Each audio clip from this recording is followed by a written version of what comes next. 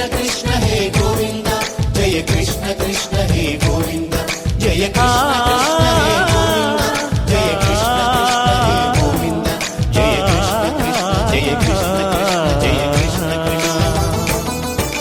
గోపాలకృష్ణుడమ్మా లోకాలకృష్ణుడమ్మా అది గది గది గదిగో చూడమ్మా మన అలికిడి వినబడితే రాడమ్మా. గోపాలకృష్ణుడమ్మా లోకాలకృష్ణుడమ్మా అది గది గది గదిగో చూడమ్మా మన అలికిడి వినబడితే రాడమ్మా. జయ కృష్ణ కృష్ణ హే గోవింద జయ కృష్ణ కృష్ణ హే గోవింద జయ కృష్ణ కృష్ణ హే గోవింద జయ కృష్ణ కృష్ణ హే గోవింద. తిల్లన తిల్లన తిల్లన తిల్లన నాదిర్దాన తిల్లన తిల్లన తిల్లన తిల్లన నాదిర్దాన హై హో హో హో హో హో హై హో హో హో నాదిర్దాన నాదిర్దాన హై హో హో హో హో హో హై హో హో హో నాదిర్దాన నాదిర్దాన.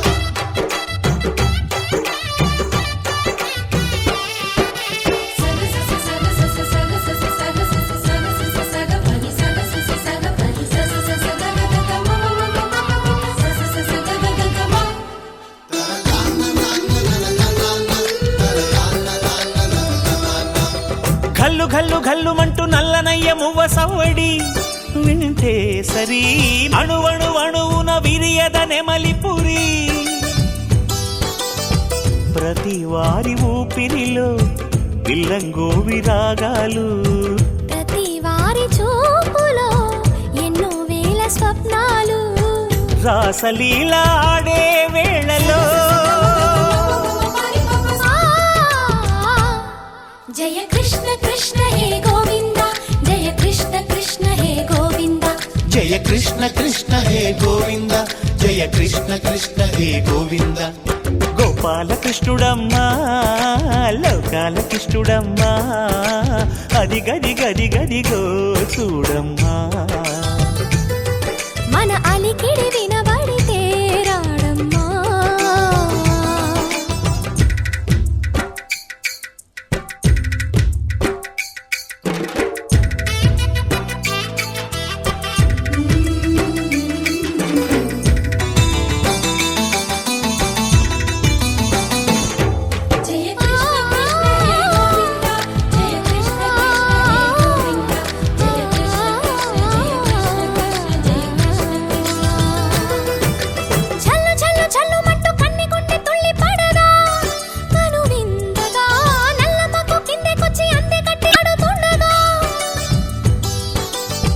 ప్రతి కన్నె గోపికల ప్రతి కన్ను దీపికల ప్రతి తల్లి యశోదల ప్రతి ఇల్లు పూపొదల మారిపోయి మురిసే వేళలో జయ కృష్ణ కృష్ణ హే గోవింద జయ కృష్ణ కృష్ణ హే గోవింద. గోపాలకృష్ణుడమ్మా లోకాలకృష్ణుడమ్మా అది గది గది గదిగో చూడమ్మా మన అలికిడి వినబడితే రాడమ్మా.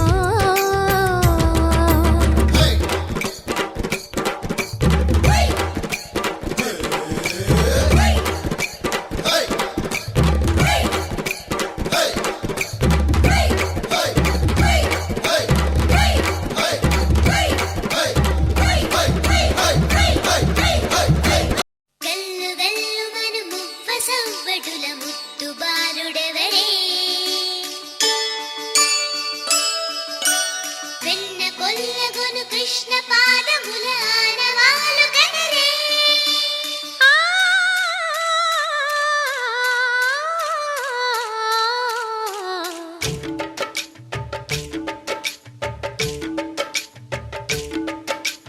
గోకుల కృష్ణ గోపాల కృష్ణ మాయలు చాలయ్యా మా కన్నులలో దీపాలు వెలిగే పండుగ తేవయ్యా పదుగురి నిందల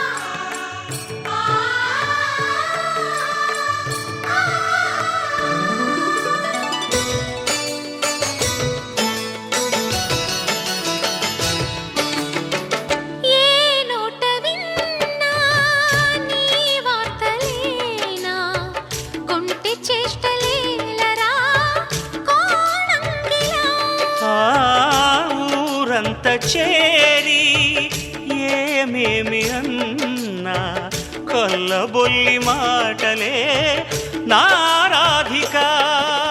చెలువల చీరలు దోచిన చిన్నెలు చాలవా, ద్రౌపది మానము కాచిన మంచిని చూడవా, తెలియని లీలలతో తికమక చేయకయా, మనసును చూడకనే మాటలు విసరకలా.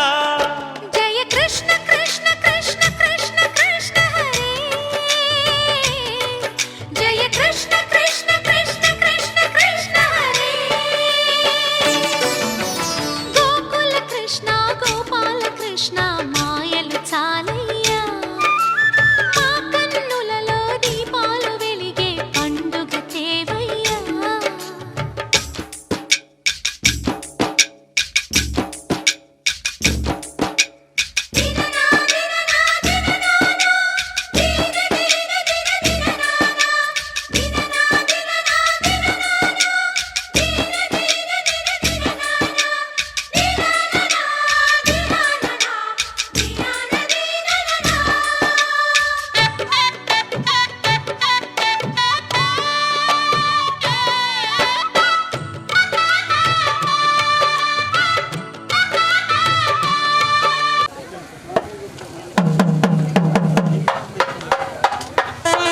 మూడు చోట్ల నిర్వహించుకుంటున్నాం అన్న విషయం మీ అందరికీ తెలిసిందే.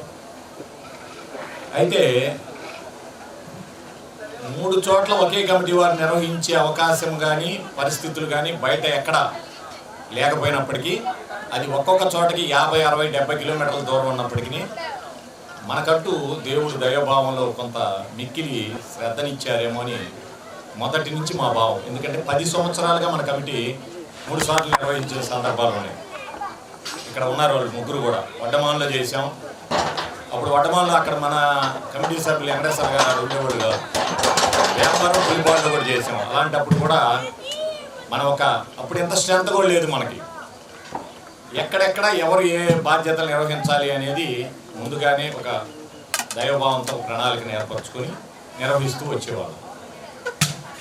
ఇప్పుడు మనకంటూ దేవుడు ఒక చిన్న సత్సంగాన్ని ఏర్పాటు చేసుకున్న 100 నుంచి 130, 140 మంది ఆ సత్సంగంలో హాజరయ్యి ఆ కార్యక్రమంలో దైవికంగా ఆ రోజు గడిపేందుకు ఒక దైవ జ్ఞాన కుటుంబాన్ని నాకు ఇచ్చారు అనేది నా తాలూకు భావం.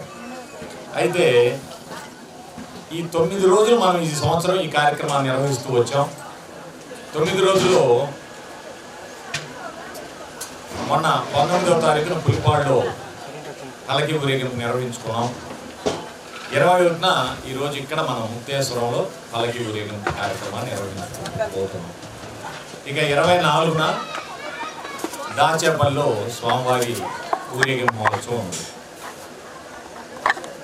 ఎవరిని వ్యక్తిగతంగా మీరు హాజరు కాకపోవడంలో స్వామివారి కార్యక్రమం వెనకబాటు కానీ ఏ చిన్న పని అయినా ఆగుతుందని కానీ ఏనాడు అనం. ఎందుకంటే కమిటీ చీలిపోయిన వారం రోజులకే 2 సార్లు కృష్ణాష్టం చేసిన శక్తిని, స్తోమతని, భావాన్ని, స్థితిని ఆయన అందించినటువంటి ఆయన నాకు తెలుసు. కానీ మీరందరూ దీంట్లో పాల్గొంటే ఈ దైవ కార్యం బాగుంటుంది అనే ఉద్దేశంతో ప్రతిరోజు అందరూ హాజరవ్వండి, కొంత సమయం వెనక ముందైనా అని చెప్పి మీతో చాలాసార్లు చెప్పి ఉన్నాం. మరి కారణం ఏమిటో తెలియదు. లేదా పల్లకి ఊరేగింపు రోజు మనం అటెండ్ అవుదామని కొంతమంది, పనుల ఒత్తిడి వలన కొంతమంది, పరిస్థితులు అనానుకూలతల వలన కొంతమంది, ఏదో ఒక విధంగా మొన్న పులిపాడులో పల్లకి ఊరేగింపు ముందు రోజు 35 మంది మన సభ్యులు హాజరు కనిపించింది. నిన్నైతే 20 to 25 మెంబర్స్ మాత్రమే మన వాళ్ళకి. ఒక గ్రామోత్సవముగా అంటే గ్రామ ప్రజలందరికీ ఇది ఒక ఉత్సవం లాగా నిర్వహించి చూపించగలందరికీ మనం అందరం ఇక్కడ వచ్చి ఉన్నాం. కాబట్టి మనము ఆ ప్రయత్నాన్ని ఏదైతే గురుదేవులు మనకి భావయుక్తంగా దేవదేవుని కార్యక్రమాలు ఊరు వాడ ఇక ముందు జరగాలని, శ్రీకృష్ణుడే జగద్గురు అని, ఆ జగద్గురు జన్మదిన వేడుకలే మనందరికీ కూడా గొప్ప భక్తి భాగ్యాన్ని కలిగించేటువంటి పండుగ దినాలుగా మారాలని ఏ ప్రయత్నం మన చేత మొదటిగా శ్రీ స్వామివారి ప్రయత్నంగా చేశారో దానిలో మీరందరూ పాలు పంచుకుంటే బాగుంటుంది అనేది మా యొక్క ఉద్దేశం.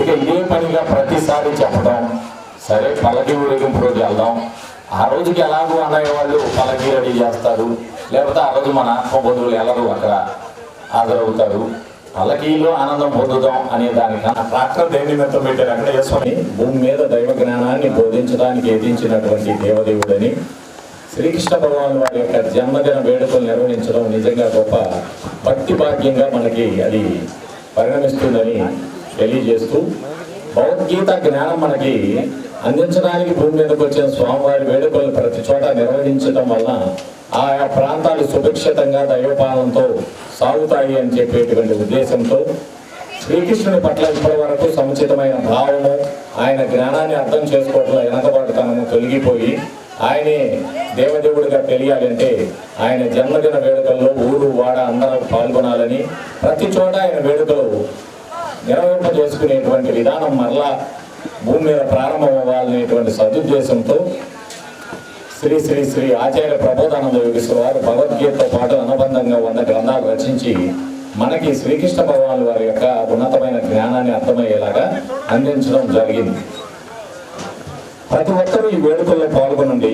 ఎందుకంటే శ్రీకృష్ణుడు అందరి వాడు, అందరిలోని వాడు కాబట్టి ఆయన వేడుకల్లో పాల్గొన్నట్లయితే మనకు అనేక రకాలైన కర్మ బాధల నుంచి విముక్తి లభించి దేవుడు మనల్ని భక్తి యోగ మార్గంలో ప్రయాణింపజేసి దేవుని కృపకు పాత్రలయ్యేటువంటి భాగ్యాన్ని ప్రసాదిస్తాడు.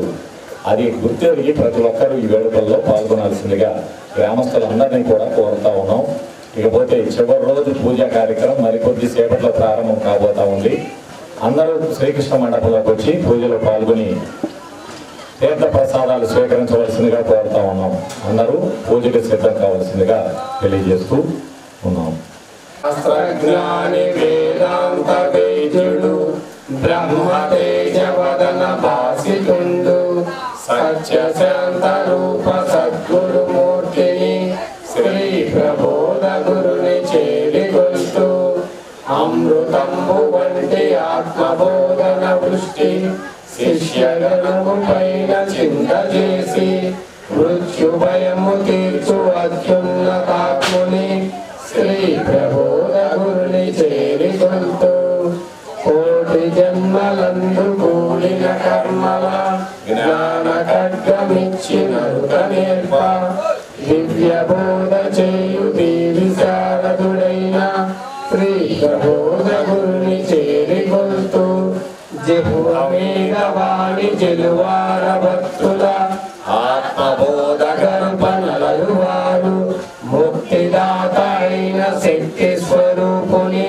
శ్రీ ప్రబోధ గురుని చేరిగొల్తూ పాపభారమవని పాపంగా తలపోసి జన్మ ఎత్తినట్టి సాధుమూర్తి కర్మరహితుడైన కరుణా సముద్రుని శ్రీ ప్రబోధ గురుని చేరిగొల్తూ ఓం వందే గురునాం శరణారవిందే సందర్శిత స్వాత్మ సుఖావబోధే జనస్య ఏ జాంగలీకాయమానే సంసారహాలాహ మోహశాంతయే.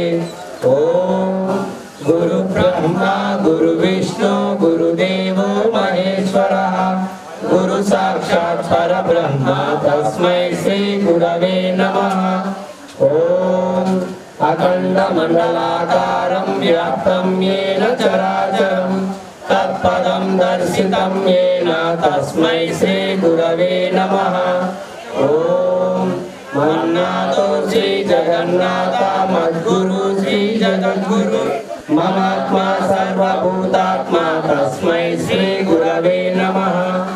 ఓం అజ్ఞానతిమిరాంధస్య జ్ఞానాంజనశలాకయా చక్షుర్మిలితం యేన తస్మై శ్రీ గురవే నమః. ఓం బ్రహ్మానందం అచలపూర్ణం త్రిగుణాతీతం ఆత్మసాక్షాత్కారం అద్వైతానందమూర్తిం ఆనందనిత్య సద్గురుం తం నమామి. ఓం నిత్యానందం పరమసుఖదం కేవలం జ్ఞానమూర్తిం ద్వంద్వాతీతం గగన సదృశం తత్వమస్యాదిలక్ష్యం ఏకం నిత్యం విమలమచలం సర్వదీ సాక్షిభూతం భావాతీతం త్రిగుణరహితం సద్గురుం తం నమామి. ఓం అనేక జన్మ సంప్రాప్త కర్మ బంధ విదాహినే జ్ఞానానర ప్రభావేన తస్మై శ్రీ గురవే నమః. ఓం సచిదానంద రూపాయ వ్యాపినే పరమాత్మనే నమస్తే గురునాథాయ ప్రకాశానందమూర్తయే. ఓం గురురేకో జగత్సర్వం బ్రహ్మ విష్ణు శివాత్మకం గురోహం పరతరం నాస్తి తస్మాత్తం పూజయేత్ గురుం.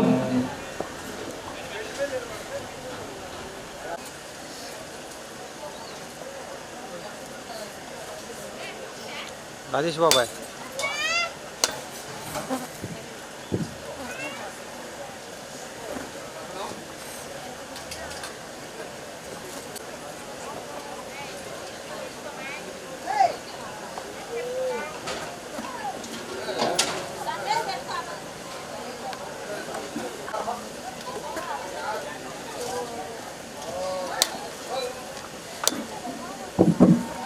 వెంకయ్య గారు మీరు సెట్ చేసి ఉండండి. పూజ అయి పక్కన ఒకసారి అందరు ఈశ్వరలింగం దగ్గరికి వచ్చినాక అప్పుడు మనం పైన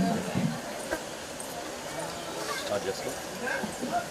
ఓం నిర్మలం నిగమాంతమద్వయమప్రగత్యమబోధకం ప్రాతరేవ హి మానసాంతర్భావయేత్ గురుపాదుకం నాదబిందుకళాత్మకం దశనాదవేద వినోదకం మంత్రరాజ విరాజితం నిజమండలాంతర్భాసితం పంచవర్ణమఖండమద్భుతమాదికారణమచ్యుతం ప్రాతరేవ హి మానసాంతర్భావయేత్ గురుపాదుకం వ్యోమవద్బహిరంతరస్థితమక్షరం నిఖిలాత్మకం కేవలం పరిశుద్ధమేకమజన్మని ప్రతిరూపకం బ్రహ్మతత్వ వినిశ్చయం నిరతానుమోక్షసుబోధకం ప్రాతరేవ హి మానసాంతర్భావయేత్ గురుపాదుకం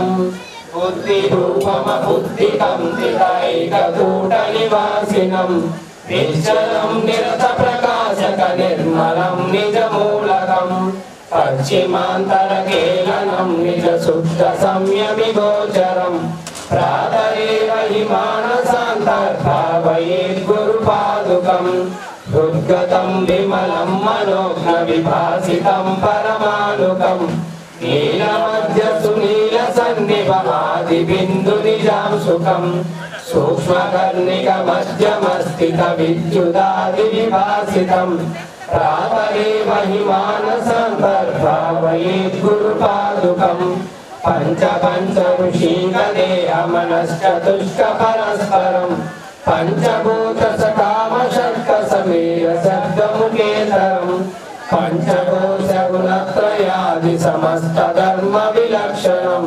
ప్రాతరేవ హి మానసాంతర్భావయేత్ గురుపాదుకం పంచముద్ర సులక్ష్య దర్శన భావమాత్ర నిరూపణం విద్యుదాదిదగద్గిత్వరుచిర్వినోద వివర్ధనం చిన్ముఖాంతరవర్తినం విలసద్విలాసమమాయకం ప్రాతరేవ హి మానసాంతర్భావయేత్ గురుపాదుకం పంచవర్ణ సుచిర్వచిత్ర విశుద్ధ తత్వ విచారణం చంద్ర సూర్య చిదగ్నిమండల మండితం గణ చిన్మయం చిత్కళా పరిపూర్ణమంతర చిత్సమాధి నిరీక్షణం ప్రాతరేవ హి మానసాంతర్భావయేత్ గురుపాదుకం హంసచారమగండనాదమనేకవర్ణమరూపకం శబ్దజాలమయం చరాచర జంతు దేహ నివాసినం చక్రరాజమనోద్భవమేకవర్ణమతర్పరం ప్రాతరేవ హి మానసాంతర్భావయేత్ గురుపాదుకం జన్మ కర్మ విలీన కారణ హేతుభూతమభూతకం జన్మ కర్మ నివారకం రుచిపూరకం భవతారకం నామరూప వివర్జితం నిజనాయకం శుభదాయకం ప్రాతరేవహి మానసాంతర్భావయేత్ గురుపాదుకం తప్తకాంచన దివ్యమానమహానుమాత్రమరూపకం చంద్రికాంతరతారకైరవముజ్వలం పరమాస్పదం నీలనీరదమధ్యమస్మిత విద్యుదాదివిభాసితం ప్రాతరేవహి మానసాంతర్భావయేత్ గురుపాదుకం స్థూల సూక్ష్మ సకారణాంతరకేళనం పరిపాలనం విశ్వతైజస ప్రాజ్ఞచేదసమంతరాత్మనిజం సుఖం సర్వకారణమీశ్వరం నిఖలాంతరాల విహారకం ప్రాతరేవహి మానసాంతర్భావయేత్ గురుపాదుకం.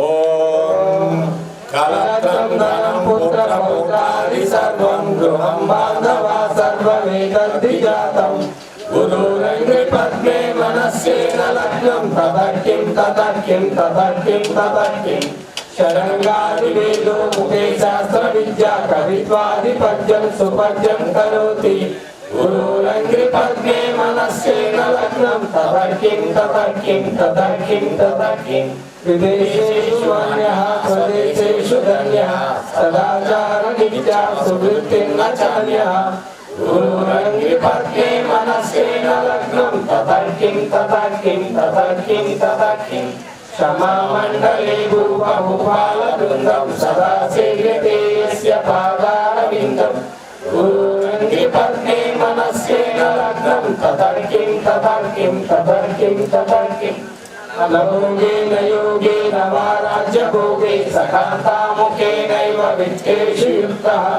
గురురంగ్రి పద్మే మనస్సేన లగ్నం తదర్కిం తదర్కిం తదర్కిం తదర్కిం ఆరోగ్యే గతం దిక్షు దాన ప్రదాప జగద్వస్తం సర్వం కరేయత్ ప్రసాద గురురంగ్రి పద్మే మనస్సేన లగ్నం తదర్కిం తదర్కిం తదర్కిం తదర్కిం అరణ్యే నివాసే స్వగేహే చ కార్యః ఆదేహే మనోవర్తతమే అనాగ్రే గురురంగ్రి పద్మే మనస్సేన లగ్నం తదర్కిం తదర్కిం తదర్కిం తదర్కిం అనార్యాణి రత్నాని యుక్తాని సమ్యక్ సమాలింగితా కామినీయామినీషు గురురంగ్రి పద్మే మనస్సేన లగ్నం తదర్కిం తదర్కిం తదర్కిం తదర్కిం శరీరం స్వరూపం తదా వాక్కలత్వం యశశ్చారు చిత్రం ధనం వేరుతుల్యం గురురంగ్రి పద్మే మనస్సేన లగ్నం తదర్కిం తదర్కిం తదర్కిం తదర్కిం.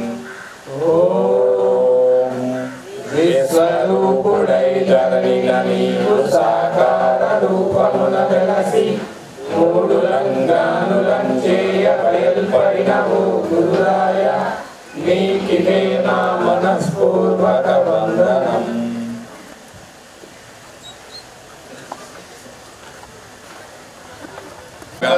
గురుదేవాయ మహనీయ ప్రబోధాత్మనే సర్వలోక శరణ్యాయ సాధురూపాయ మంగళం. ఓం శ్రీ శ్రీ శ్రీ భగవాన్ స్వామి ఆచార్య ప్రబోధానంద యోగీశ్వరాయ మంగళం. ఓం శ్రీ శ్రీ శ్రీ భగవాన్ స్వామి శ్రీకృష్ణ వాసుదేవాయ మంగళం. రంగు రుచి వాసన కలిగినటువంటి కర్పూరము అగ్నిచే దహించబడి శూన్యములో ఏ విధముగా కలిసిపోతున్నదో రచయితకు ఆధ్యాత్మిక సామ్రాజ్య చక్రవర్తికి శ్రీకృష్ణ పరమాత్మకు సమర్పించే దారునికి కేశవునికి మాధవునికి గోవిందునికి గీతాచార్యునికి ఆకార భగవంతునికి నిరాకార పరమాత్మకు శ్రీకృష్ణ పరమాత్మకు జై శ్రీ శ్రీ శ్రీ ఆచార్య ప్రబోధానంద యోగేశ్వర వారికి జై బోలో శ్రీకృష్ణ పరమాత్మకు. ఎలా చేయాలి అన్న దాని మీద చాలా సంశయం ఉంది. కానీ వీటన్నిటికీ నివృత్తి చేసే దయగ్రహణం మనకు భగవద్గీత ద్వారానే లభిస్తూ ఉంది. భగవద్గీతానుసారము దేవుడి ఈ సర్వ జగత్తాంతయు అనుమతమున వ్యాపించి ఎవరి అన్నగల ఉన్నటువంటి ఆ అనంతమైన ఆ పరమాత్మే సాకారంగా శరీరం ధరించి భూమి మీదకి వచ్చిన భగవంతుడిగా మనకి ఆయన యొక్క ధర్మాలను తెలియజేస్తున్నాడు అని మనకి భగవద్గీత ద్వారా తెలియబడతా ఉంది. ఈ నిరాకారమైన పరమాత్మని మనం ఏ విధంగానూ కూడా ఆ అనుభూతి చెందలేము. ఆయన్ని ఏ విధంగా మనం ఆరాధించడానికి కూడా అతీతంగా ఉన్నాడు. అందుకే పెద్దలు ఆయన్ని దేవుడు అని చెప్పి పలకటం జరిగింది. దేవుడు అనగా వెతకబడే ఆయన, దేవులాడబడే ఆయన అనేటువంటి ఆధ్యాత్మిక అర్థాన్ని మనకు అందిస్తూ ఉంది. పరమాత్మ అన్న మన ఆత్మకు పరమగా ఉన్నాడు కాబట్టి ఆయన పరమాత్మ అంటున్నాడు. కాబట్టి ఈ ధామంలో ఆయన ఉన్నాడని చెప్పడానికి వీల్లేదు కాబట్టి పరంధాముడు అని అంతటా ఉన్నాయని మనం పలుకుతూ ఉన్నారు జ్ఞానం తెలిసినటువంటి పెద్దలు.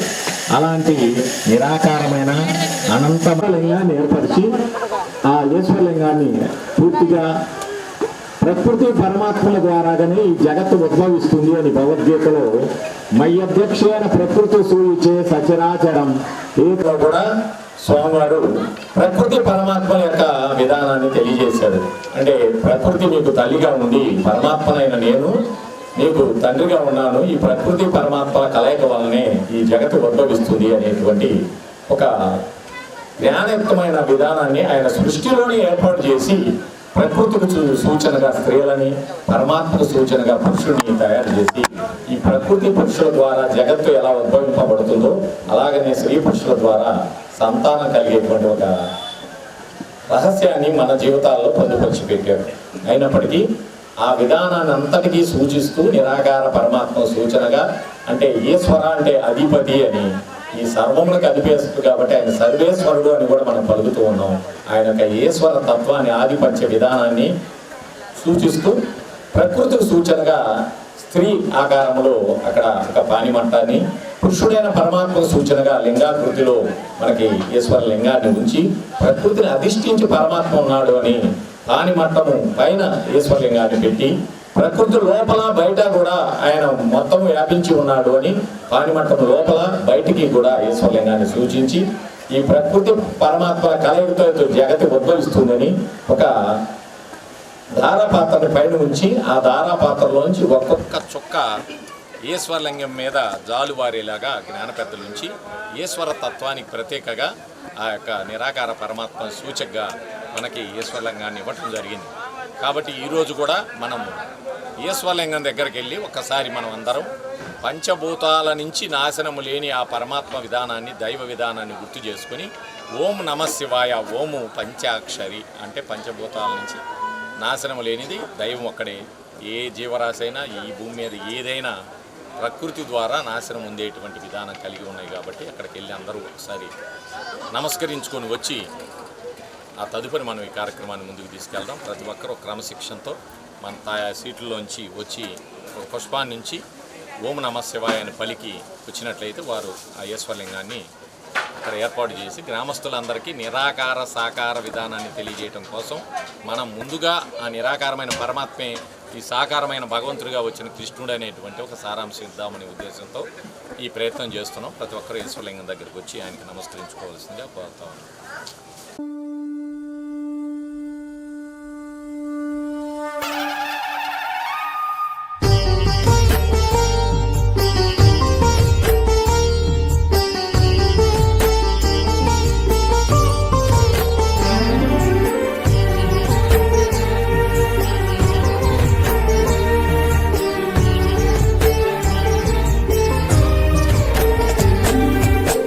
शिवा शिव शिवा परमेश्वरा, शिव शिवा शिव शिवा आत्मदेवरा,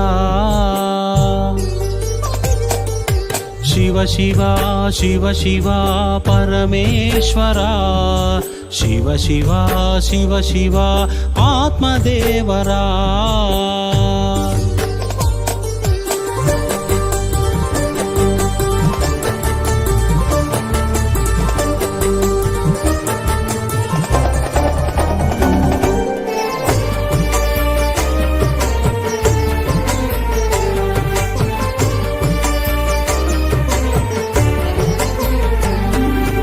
ఒక నామము ఒక రూపము నీకు లేవురా, ఏ నామము పెట్టి నిన్ను నేను పిలుతురా ఒక నామము ఒక రూపము నీకు లేవురా ఏ నామము పెట్టి నిన్ను నేను పిలుతురా పేరులేని దేవరా నన్ను బ్రోచి కావరా పేరుకున్న అహమును తొలగించగరావేరా శివ శివ శివ శివ పరమేశ్వరా నిరాకార తేజోమయ ఆత్మదేవరా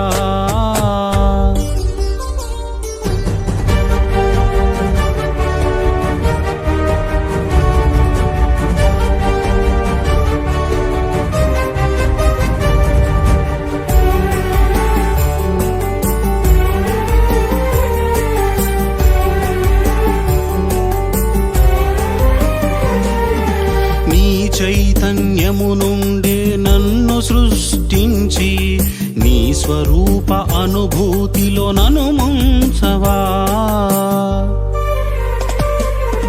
నీ చైతన్యము నుండే నన్ను సృష్టించి నీ స్వరూప అనుభూతిలో నన్ను ముంచవా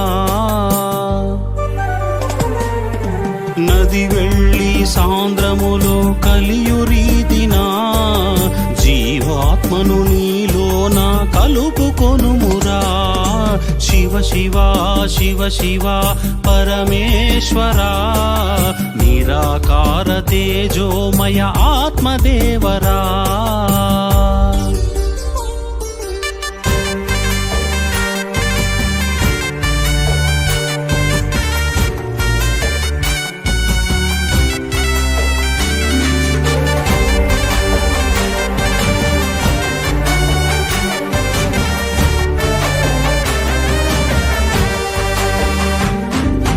నా తండ్రివి నీవు ఈ సృష్టికర్త నీవు నా బాధ్యత భారములు వహించుమురా నా తండ్రివి నీవు ఈ సృష్టికర్త నీవు నా బాధ్యత భారములు వహించుమురా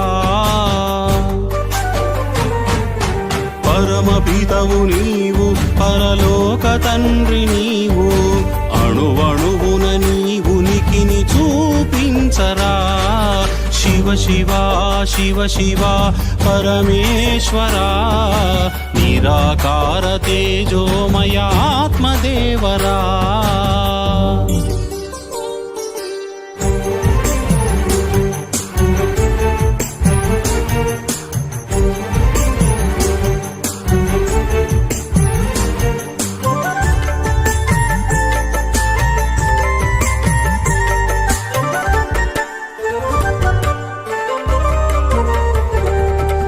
నీ దివ్య స్వరూపమే పరమానందము నీ సహజ లక్షణమే బ్రహ్మానందము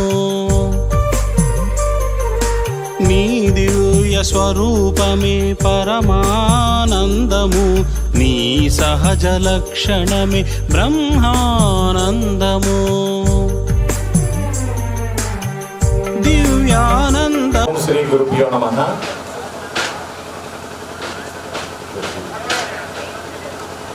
పరమాత్మని నమస్కరిస్తూ జగద్గురు దేవదేవుడు శ్రీకృష్ణ పరమాత్మ దివ్య చరణాల బిందమును తలందాల్చి ఈరోజు చివరిగా మనం స్వామివారి పల్లకి ఊరేగింపు మహోత్సవానికి ముందుగా మనమందరం ఒకసారి దైవభావనతో ఈ కార్యక్రమాన్ని గురించి ఒక 2 నిమిషాలు మాట్లాడుకొని ఆ తర్వాత ఎలా నిర్వహించుకుందామన్న అంశం పట్ల కూడా మీ అందరి యొక్క తోడ్పాటు సహాయ సహకారాలతో దైవభావంతో పూర్తిగా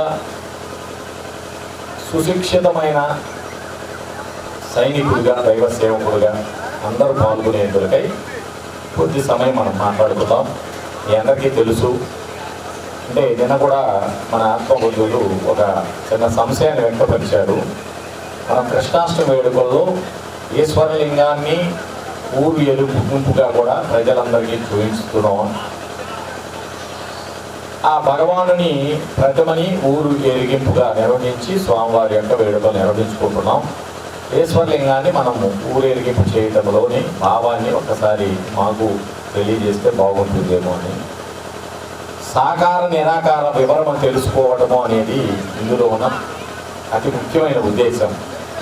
ఆ నిరాకారమైన పరమాత్మే సాకార భగవంతుడిగా ఏతించాడు అనేటువంటి సారాంశాన్ని అందించాలి అంటే ముందు ఆయన అంతటా ఉన్న అణువణువున వ్యాపించిన పరమాత్మగా, అగోచర శక్తిగా, అగమ్యుడుగా, అనంతుడుగా, అవ్యయుడుగా ఉండి ఆయన ధర్మాలను ఆయనే తెలియజేయాలి. కాబట్టి నిరాకారమైన పరమాత్మ ఒక రూపం ధరించి గుణాతీతుడైన ఆయన గుణముల్ని కూడి కూడా అన్ని కార్యాలు చేస్తూ సందర్భోచితంగా మనకి దైవ జ్ఞానాన్ని అందించడానికి ఏతించినటువంటి భగవంతుడిగా వస్తున్నాడు. ఇక్కడ నిరాకారమైన ఆయన సాకారంగా వస్తున్నాడు. మనం అర్థం చేసుకోగలిగితే ఈ సాకార భగవంతుడు వచ్చి తన యొక్క నిరాకార విధానాన్ని, ప్రకృతిగా ఉన్నటువంటి జ్ఞానాన్ని, ఆత్మగా శరీరం అంతా వ్యాపించినటువంటి అంతో నిగూఢమైన అంశాన్ని, ఇంకను భగవంతుడిగా వచ్చినప్పుడు ఆయన యొక్క ఇప్పటి వరకు మనం గ్రహించలేని అనేక అంశాలను కూడా గీతలో మనకు అందించి వెళ్ళాడు. అంటే ఎలా అంటే శ్రీకృష్ణ భగవాన్ వారిని మనం ఈరోజు అనేక సినిమాలు చూసిన తర్వాత, లేకపోతే అనేక మంది ద్వారా ఆయన ఒక మహిమాన్వితుడని, శక్తివంతుడని, అంతకన్నా కొత్త గొప్పవాడిగా భావించినప్పటికీ పూర్తిగా అర్థం చేసుకోలేకపోయాం. ఎందుకంటే ఏ చిత్రపటం చూసినా నవయవనంతో కూడినటువంటి, అంటే ఆయన చిత్రపటాలు మీరు చూస్తే బృందావనంలో గోపికలతోటో, లేక రాధాదేవితోటో, లేక భారత యుద్ధ కాలంలో అర్జునుడి రథసారథిగా యుద్ధానికి సన్నద్ధమై వెళ్తున్న చిత్రపటము, ఇంకనూ గమనించినట్లయితే యుద్ధ రంగంలో భీష్ముడి మీదకి కోపంతో చక్రధారిగా వెళ్తూ ఉన్నటువంటి చిత్రాలను మనం చూస్తాం. ఈ ఏ చిత్రాన్ని చూసినా ఆయన నవయవన యువకుడుగానే మనం చిత్రించుకొని ఆనందంతో ఆయన్ని అలా చూసుకుంటూ వచ్చాం. కానీ జ్ఞానయుక్తంగా తెలియగలిగితే ఆయన ఎప్పుడు అలా నవయవనంతో ఉంటారా? భారత యుద్ధ కాలానికి ఆయన వయసు 90 సంవత్సరాలు, అర్జునుడి వయసు 75 సంవత్సరాలు. ఆయన ఎప్పుడూ అలాగనే ఉంటే గీతలో ఆయన చెప్పిన జ్ఞానానికి అర్థం తప్పుతుంది. ఎందుకు? గీతలో ఒక మాట చెప్తాడు, జ్ఞానయోగం అధ్యాయంలో అనేక చోట్ల చెప్పాడు. నిన్న మొన్న కూడా మనం చాలా సందర్భాలు తీసుకొని మాట్లాడుకున్నాం. ఏమని? సర్వజీవరాశులకు జరుగుతున్నా జరిగిన అన్ని విషయం నాకు తెలుసు, కానీ నేను ఇట్టివాడినని ఎవరికీ తెలియదు అంటాడు. ఇంకా చెబితే జన్మ కర్మచమే దివ్యం ఏమం ఏక్తి త్యక్వాదేహం పునర్జన్మ అనేది మామేటి సోచన అన్నాడు. అంటే అర్జున, నేను భూమి మీదకు శరీరం ధరించి భగవంతుడిగా వచ్చినప్పుడు నా యొక్క పనులని, అంటే నా యొక్క కార్యముల్ని నన్ను ఎవరైనా గుర్తించగలిగితే వాడికి ఏ యోగం చేయకుండానే ముక్తిని మోక్షాన్ని ఇస్తానన్నాడు. అలా గుర్తించగలిగింది ఒకే ఒక్క భీష్ముడు అని చెప్పి మనం చెప్పుకున్నాం. భీష్ముడి మినహా ఎవరు ఆయన యొక్క గొప్పతనాన్ని ఆనాడు గుర్తించలేకపోయాడు. అలాంటప్పుడు ఆయన 90 సంవత్సరాల వయసులో కూడా నవయవనంగా ఉంటే అందరికీ ఆయన చెప్పిన వృద్ధాప్యం అనేది గీతలో సారాంశవంతమైంది. అంతా సాంఖ్యయోగంలోనే మనకు మాట చెబుతాడు. దేహినోస్మిన్ యదా దేహి కౌమారం యవనం జర తదా దేహాంతర ప్రాప్తి ధీరస్తత్వాన్ని ముఖ్యది అని. దేహికి దేహమునందు బాల్యము, యవనము, కౌమారము, వృద్ధాప్యము, ఆ తర్వాత ఆ శరీరాన్ని వదిలిపెట్టే స్థితి ఉంది అని ఆయనే చెబితే ఆయన వృద్ధాప్యాన్ని పొందకుండా ఉంటే మనకు పెద్ద ఆశ్చర్యం. ఇదేంటి 90 సంవత్సరాలు వచ్చిన తర్వాత కూడా కృష్ణ భగవానుల వారు 50 సంవత్సరాలు నవయవనంతో ఉన్నాడు అంటే ఏదో ప్రత్యేకత కనపడింది. అలా భౌతికంగా ఏ ప్రత్యేకత ఆయన చాటడు. మనం ఆధ్యాత్మిక జ్ఞానం ప్రకారం అర్థం చేసుకోగలిగితే మన ఆనందం కోసం, మనం ఆయన అలా చూడటంలో ఉండేటువంటి మన అనుభూతి కోసం ఆయన అలా చిత్రీకరించుకోవడంలో తప్పులేదేమో. కానీ ఆయనగా ఆ రోజు 5000 సంవత్సరాల క్రితం, ఇప్పటికి ఆయన ఏర్తించి 5254 సంవత్సరాలు ఉన్నాం. అప్పుడు ఆయన భూమి మీద ఉన్న 126 సంవత్సరాల కాలంలో ఆ వయసుకు తగ్గ విధంగా ఆయన శరీరంలో మార్పును కూడా సూచించారు. కానీ మనం అది గ్రహించదాలక ఆయన చిత్రపటాలను అలా చూసుకుంటే ప్రతిదీ ఆ రోజు సమకాలీనంగా ఉన్నటువంటి దుర్యోధనాదులు కానీ ఎవరో ఆయన గొప్పగా చూడాల. మేము చక్రవర్తులం, ఆయన ఏది పెద్ద పెద్ద చక్రాలు పెట్టుకుని చక్రవర్తికి అంటూ ఒక గుర్తింపుకు ఒక పెద్ద చక్రధారిగా ఉంటాడు. మనకి పోలీస్ డిపార్ట్మెంట్ ఏ విధంగా అయితే రకరకాల కేడర్లకు తగిన విధంగా వారి యొక్క డ్రెస్ కోడ్ ఉంటుందో ఆయన కూడా ఆ రోజుల్లో రాజులు ఒక కిరీటం ధరిస్తే సామంతరాజు ఒక కిరీటం, మండలాధీశుడు ఒకడు చక్రవర్తి కిరీటాన్ని ధరించేవాడు. ఆయన మాత్రం ఏ చక్రవర్తి కాకపోయినా పెద్ద కిరీటాన్ని పెట్టుకొని మనకు ఆధ్యాత్మిక సామ్రాజ్య చక్రవర్తి అనే సారాంశాన్ని ఇచ్చాడు. అంటే ఆయన చేసిన కార్యాల్లో ఉన్నటువంటి విశేషమైన జ్ఞానము మనం జ్ఞాన దృష్టితో చూస్తేనే అర్థమైంది, కానీ భౌతికంగా మాత్రం దొంగలాగా ఆయన జ్ఞానం చెప్పి ఆయన వెళ్ళారు. అంటే భౌతికంగా ఎక్కడ ప్రత్యేకతను చాటి ఆయనే భగవంతుడని మనం ఊరగా సులభతరంగా గుర్తుపెట్టి దానికి ఏ విధమైన ఆస్కారం అవకాశం ఆయన ఇవ్వడు. వచ్చినప్పుడు వచ్చి నిజమైన అన్ని పనులు చేశారు, అన్ని కార్యాలు చేశారు. కానీ ఎవరిపించాన్ని పెట్టి మీ వాళ్ళు అన్ని కార్యాలు చేస్తున్నా, నేను కర్మంటని ఆత్మస్థానంలో ఉన్నాను అని గీతలో జ్ఞాన రూపంలో చెప్పాడు. అవి నాకు అంటవు అని. ఏవి చాతుర్వర్ణం మయా సృష్టం గుణకర్మ విభాగసే అంటే మరి 3 స్థానాలు ఆయన లేడు, 4వ స్థానంలో ఉన్నాడా అంటే ఇలాగ మనం గురువుని మనం సక్రం గురు ప్రార్థన శ్లోకాలనే చెప్పుకున్నాం. పూజ చేయుట, భజన చేయుట అనే అంశాల గురించి. పూజ చేయుట అంటే బాహ్యంగా జ్ఞానాన్ని సంపాదించేందుకు అర్థం తెలిసి ఆచరిస్తే అది నిజమైన పూజా కార్యక్రమం అవుతుంది. అంతరంగా లోపల భావయుక్తంగా ఆయన్ని స్మరిస్తూ ఆ అర్థాన్ని తనలో దాల్చితే వచ్చేటువంటి జ్ఞానశక్తిని మనం పొందగలిగితే అది నిజమైన భజన అవుతుంది. నేను చెప్పుకున్నాం. అంతేగాని నువ్వు అది చేసావు ఇది చేసావు ఆయన పూడితే కాదు, పొగినా పొగకపోయినా ఆయన ఉన్నతుడే. ఇలా ఉన్నప్పుడు ఆ నిరాకారమైన పరమాత్మ సూచనగా ఈశ్వరలింగాన్ని సాకార భగవంతుడిగా వస్తున్నటువంటి ఆయన యొక్క ప్రతిమని మనము వెంటిని ప్రజల్లోకి తీసుకెళ్ళినప్పుడు ఆయన అంతటా వ్యాపించిన ఆయనే మన జ్ఞానం చెప్పడానికి భగవంతుడిగా వచ్చాడు అనేది మనకు అర్థమైంది. సరే, ముందెందుకు ఈశ్వరలింగాన్ని పంపిస్తున్నాం, తర్వాత ఎందుకు మన ప్రతిమని ఊరేగింపు చేస్తున్నాం అని అంటే నిజంగా తెలుసుకోగలిగితే ఈశ్వరలింగం దగ్గర కేవలం మనం భావం వ్యక్తీకరించడం కోసం మాత్రమే ఒక ప్రతిమగా ఆ పరమాత్మకి ప్రతిరూపంగా మనకి ఈశ్వరలింగాన్ని ఇచ్చాడు. సాకార భగవంతుడికి ప్రతిమగా మనకి కృష్ణుని యొక్క భగవంతుడి యొక్క ప్రతిమని మనం ఊరేగింపు చేస్తున్నాం. అంటే నిరాకార సాకార విధానం ప్రతి ఒక్కరికి తెలియాలి అంటే ఈ రెంటిని మనం ఏర్పరిచినప్పుడే అర్థమవుతుంది. మన వైపు నుంచి సాకారంగా వచ్చిన ఆయన నిరాకారాన్ని గురించి కూడా చెప్తాడు. అంటే భగవంతుని చెబితేనే తెలిసింది పరమాత్మ విధానం, మరి మనకు తెలియదు కాబట్టి భగవంతుని విధానాన్ని కూడా ఆయనే చెబుతాడు. శరీరంలో క్షేత్రజ్ఞుడు ఆయన ఆత్మగా ఎలా ఉన్నాడో ఆయనే చెబుతాడు. కష్ట సుఖాలను అనుభవించే జీవాత్మలు కూడా నా యొక్క అంశలేని జ్ఞానాన్ని ఆయనే చెబుతాడు. ప్రకృతి తత్వాన్ని కూడా ఆయనే మనకు అందిస్తాడు. అలా తెలుసుకోగలిగితే సాకార నిరాకారం రెండు ఆయనే. అయినా నిరాకారాన్ని మనం ఏ విధంగానూ కూడా పూజించజాలం. అంతటా ఉన్నాయన్ని ఎక్కడ అవధి లేని అనంతుడిని ఒక ఈశ్వర తత్వాన్ని పొందటానికి ఆ ఈశ్వరలింగం మనము అదేవిధంగా అంతటా ఉన్న ఆయన శరీరంతో ధరించిన ఆయన మనం పూజించి కృష్ణుడిగా మనం ఈ ఉదయ సాయంత్రాలు పూజ నిర్వహించుకుంటున్నాం. ఆయన ముందుకెళ్ళి ఆయన పంచాక్షరి మంత్రం ఏదైతే ఉందో ఓం నమ శివాయ అని, ఆ ఓం నమ శివాయ అనే దాంట్లో ఓం మాత్రమే పంచాక్షరి, మిగతా నా అనేది ఆకాశంకి, మా గాలికి, వా శివాయ సి అగ్నికి, వా నీటికి, యా భూమికి అనే 5 పంచభూతాలే ప్రత్యేకంగా ఉన్నాయని తెలిసి ఆయన ముందు నమస్కరిస్తాం. ఇదే భావంతో గ్రామస్తులు అందరూ కూడా ఈశ్వరలింగం దగ్గర ఓం నమ శివాయ అనే భావాన్ని పొంది స్వామివారి పల్లకి దగ్గరికి వచ్చి వారు పోసుకొని ఆయన్ని పల్లకి సేవలో పాల్గొని తరించే విధంగా సాకార నిరాకార విధానాన్ని అర్థం చేయగలందుకే మనం స్వామివారి యొక్క ప్రతిమతో పాటుగా ఈశ్వర తత్వాన్ని తెలియజేసే ఈశ్వరలింగాన్ని కూడా మనం ఈ కార్యక్రమాల్లో ఏర్పరచుకున్నామని మరొకసారి గ్రామస్తులకి మన ఆత్మబంధువులకి తెలియజేస్తున్నాం. అదేవిధంగా ప్రతి ఒక్కరూ మధ్యాహ్నం కార్యక్రమాలు ఎలా ఉండాలో మన పులిపాడులో కూడా ఒకసారి గుర్తు చేసుకున్నాం. మరొకసారి మీ అందరికీ గుర్తు వచ్చేలాగా మరొకసారి చెప్పుకొని ఎవరు ఏ కార్యక్రమాలు నిర్వహించడానికి సంసిద్ధులై ఉన్నారో వారు ఆ విధంగా దైవ సేవలో పాల్గొనాల్సిందిగా కోరుతా ఉన్నాం. రేపు ఎల్లుండు మనం దాచేపల్లిలో పూజా కార్యక్రమాలు నిర్వహించుకొని దేవుని జ్ఞానాన్ని తెలియజేసుకుంటాం. ఆ తదుపరి 24వ తారీఖున స్వామివారి పల్లకి ఊరేగింపు మహోత్సవాన్ని దాచేపల్లిలో నిర్వహించుకుంటున్నాం. ఇక్కడ గ్రామస్తులు కానీ మన జిజ్ఞాసులు మన దేవుని సేవకులు ఆత్మబంధువులు ಎಲ್ಲರೂ ఈ కార్యక్రమాల్లో పాల్గొని దైవ సేవలో తరించాల్సిందిగా మరొకసారి గుర్తు చేస్తూ ఉన్నాం. శ్రీకృష్ణం వందే జగద్గురు. అందరిలో ఉదయ స్థానంలో ఉండి జంత్రగాడు బొమ్మలు ఆడించినట్లు ఆడిస్తున్నాడు అన్నాడు. అంటే కొందరు హృదయంలో ఉన్నాను, కొందరు హృదయంలో లేను అని ఏమన్నా ఎక్కడన్నా విభజించి చెప్పాడా? ఈశ్వరం సర్వభూతానం, భూతం అంటే జీవం కలిగింది, ప్రతి జీవరాశిలో హృదయ పీఠిలో నేనున్నాను అన్నాడు. ఇంకా సర్వస్వ చాపము హృది సన్నివిష్టో మత స్మృతి జ్ఞాన మపోహనంచ అన్నాడు.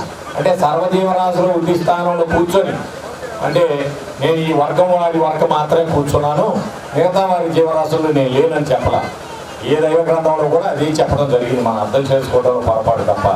కాబట్టి గీతను అనుసరించి కృష్ణుడు కొందరి వాడు కాదు, ఆయన అందరి వాడు. అందుకే ఆయన్ని జగద్గురువు అని అంటున్నాం. జగత్తు అంతటికి వర్తించే జ్ఞానాన్ని చెప్పాడు ఆయన. అంటే జగత్తులోని సర్వజీవి సమన్వయం అయ్యే జ్ఞానం చెప్పాడు. ఆయన చెప్పిన జ్ఞానానికి అతీతంగా ఏ జీవరాశి ఉండటానికి లేదు. ఎందుకంటే సృష్టించిన ఆయన ముక్తి నొసగడానికి జ్ఞానాన్ని ఇవ్వడానికి భూమి మీదకి ఏం చేసినప్పుడు అందరికీ వర్తించే జ్ఞానం చెబుతారు, కానీ ఏ కొద్ది మందికో ఏ ప్రాంతానికో ఏ వర్గానికో మాత్రమే వర్తించే జ్ఞానాన్ని చెప్తే ఆయన జగద్గురువు కాదు. ఆయన జగత్తు అందరికీ వర్తిస్తుంది ఆయన జ్ఞానం. ఒక ప్రాంతానికో ఒక చోటికో మాత్రమే ఆయన గురువుగా లేడు. కాబట్టి మనందరికీ ఆయనే జగద్గురువు. కాబట్టి ఆయన వేడుకల్ని అందరం పాల్గొందాం. ఈ వేడుకలు మన అందరి వేడుకలుగా భావించి ప్రతి ఒక్క గ్రామస్తులు కూడా ఈ కార్యక్రమంలో పాల్గొని తీర్థ ప్రసాదాలు స్వీకరించి దేవుడి కృపకు పాత్రలు కాగలరని, ప్రత్యేకించి మధ్యాహ్నం జరిగే పల్లకి ఊరేగింపులో ఈ గ్రామస్తులు ಎಲ್ಲರೂ కూడా ఆయన యొక్క పల్లకి సేవలో తరించాల్సిందిగా గుర్తు చేస్తూ ఉన్నాం. శ్రీకృష్ణ వందే జగద్గురు.